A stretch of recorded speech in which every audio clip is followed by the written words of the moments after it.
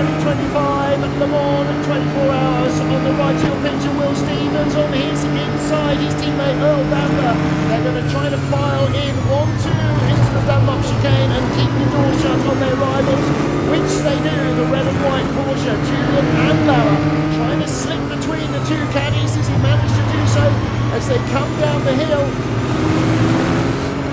Roger Federer waving to Jupiter for our LMGT field as they come across the line, and then LMGT3.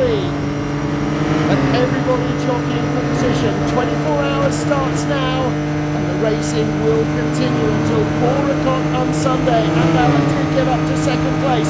Porsche's now second and fourth because Felipe Nasser in the number 4 Penske car is up to 4th place. He's ahead of the BMW of Kevin Magnussen and the Ferrari of Nick Nielsen, the yellow 83 car, the Alpine side by side.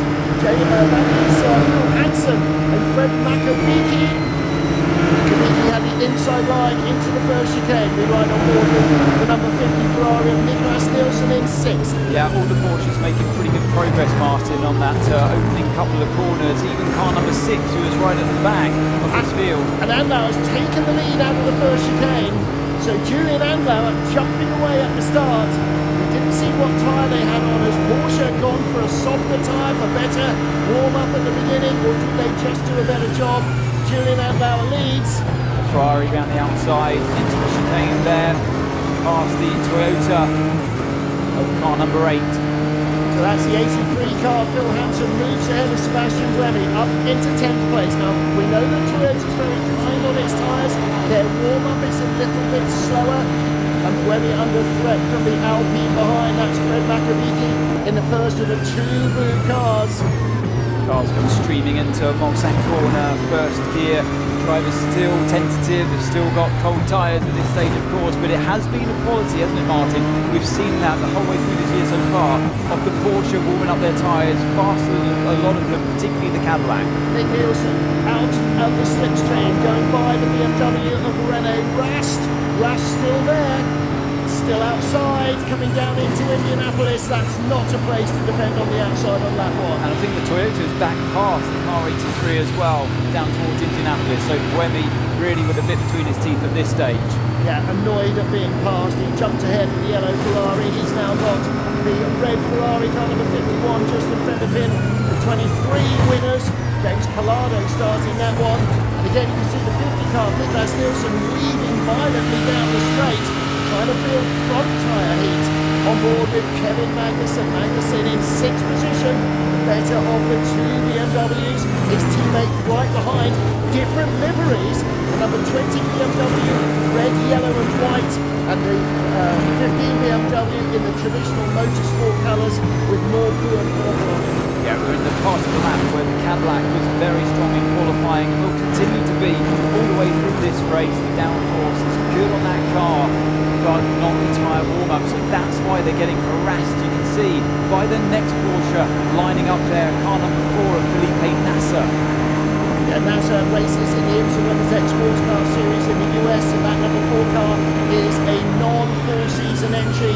But the other 2 Porsches from Penske Motorsport 5 and 6, they'll be with us through the rest of the year as well.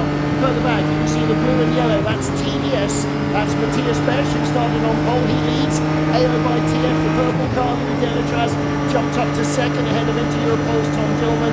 They've reversed their positions on the first lap.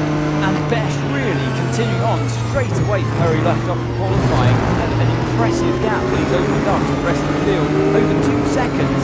LMGT3 is also the pole sitter that leads Mattia Trudy in the blue Aston Martin. There he is, right behind though, Kelvin van der Linde in the car that started 3rd, and then the Iron Lynx Mercedes of Maxime Martin. Now, a lot of bronze-graded drivers starting in some of the other LMGT3s, but if you put in a pro, van der Linde and Martin, you will go forward early on. 3 Mercedes Silverados in the field, that's one of the 2 Mustangs, that's 88. Battle for 6th and 7th there between the 2 GT cars. Looks like the Mustang slipped through. Dennis Olsen driving the 88 car. He's their top-graded pro driver as well. So it looks like they're expecting maybe a clean start here at the Mans, and they put in the quick guys right from the beginning. and these new number panels that we have on the side of the LMGT3 cars and the hypercars is very useful for the fans watching who haven't got a timing screen like we have the luxury of here in the commentary box. Keep an eye for the side of the car in green on the LMGT3 cars. That's going to tell you the position of that car. On the first 2 or 3 laps, the field will come through in order. So all the hypercars, all the LMP2s, all the LMGT3s, by about lap 4 or 5, once they're sort of 40, 50 miles in, they will be in amongst traffic. And for the remainder of the race, that's where they will always be, in amongst traffic. I think we might have a bit of an incident. See the top left-hand side of your screen, yellow flag, and that's, I believe, in the first chicane, one of the LMGT3 cars. Sounds like a couple of cars have got together, maybe somebody's run through the gravel. There's AO by TF, second in LMP2, Louis Delatraz, just ahead of the yellow-nosed interior pole car of Tom Gilman. Interior pole with 2 dogs in the fight, one's yellow at the front, green at the back, the other's green at the front, yellow at the back to make it easy for the simple-minded like me to identify. 23 from United Autosports is in 4th place. That's the blue and red, and the sister car, 22, is in 5th. Ollie Jarvis and Renger van der Zande. Well, it gives you an idea of the sort of countryside here. That does not look like Silverstone, does it? Lots of forests running through small towns. This is a very different racetrack. And again, you're crossing the white line in the middle of a 2-lane country road. The flag to be removed from that first chicane. The double chicane, there might have been a cone that was displaced. They often do that there, but it's like a green flag running again. Before the cars get to that part of the track, there's Webby karting. Now starting to put pressure on the Ferrari in front of him, car 51. That's James Collada at the wheel.